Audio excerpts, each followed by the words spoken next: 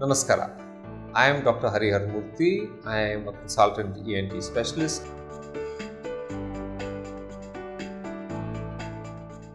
There is a saying that if you laugh, the world laughs with you.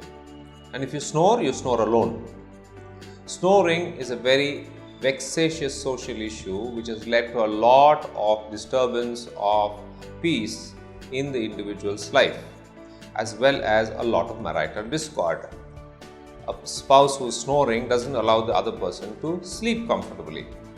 So basically it's a social issue as well as a very disturbing personal thing. So a person who's snoring may appear to be having a peaceful sleep but actually is not.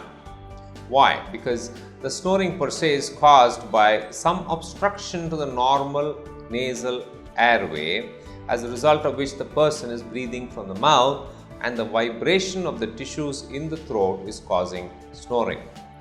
It can be something as innocuous as a lowered thyroid hormone or a thyroid deficiency, which is giving swelling of the tissues, which is causing snoring.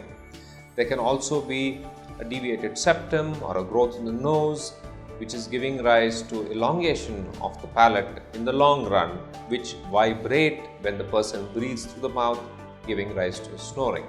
In children, adenoids, which are very commonly seen between 2 to 4 years of age, and tonsils can also give rise to an obstruction to the normal airway. As a result, the child breathes from the mouth, and that causes snoring. Now, snoring has to be addressed so that the person can sleep fitfully and peacefully without disturbing the peace of the bed partner. More importantly, snoring is not a standalone issue. It comes associated with sleep apnea, which is an obstructive sleep apnea in most cases, which has to be addressed. Otherwise, the person's breathing may stop repetitively during the sleep process. Now, sleep apnea will lead on to lowered oxygen levels, as a result of which the person can have many complications leading on to sinister long-term issues.